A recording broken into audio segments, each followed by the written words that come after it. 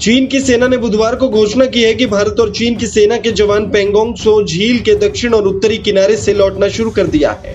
Chinese ministry of defence national defence के प्रवक्ता colonel वू क्यान ने बुधवार को लिखित बयान जारी करते हुए कहा कि चीन और भारत के फ्रंटलाइन सैनिक उत्तरी और दक्षिण पेंगोंग त्सो झील से वापसी शुरू कर दिया है।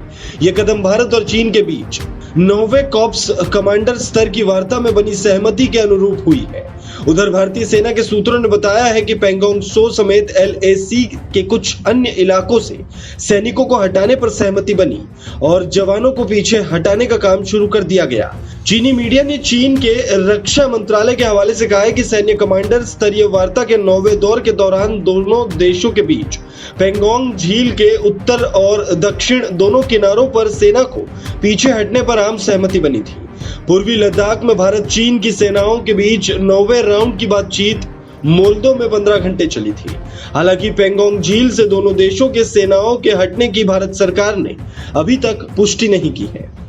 गौरतलब है कि पिछले साल 5 मई को लद्दाख के पेंगोंग त्सो घाटी में भारत और चीन के सेना के जवानों के बीच हुई झड़प के बाद लगातार वास्तविक नियंत्रण रेखा पर तनावपूर्ण स्थिति बनी हुई है।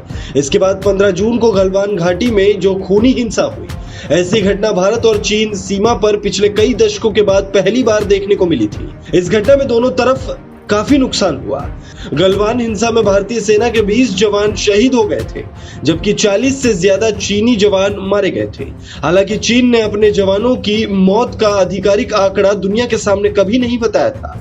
इसके बाद से दोनों तरफ से पूर्वी लद्दाख में सेना और हथियारों की भारी तैनाती की गई। भारत ने आर्टिलरी गन, टैंक, हथियारबंद वाहन सीमा पर तैनात कर रखे हैं। दोनों देशों के बीच 8 राउंड की वार्ता में गतिरोध का समाधान नहीं निकल पाया था। अब 9वें दौर की बातचीत में यह सहमति बनी है।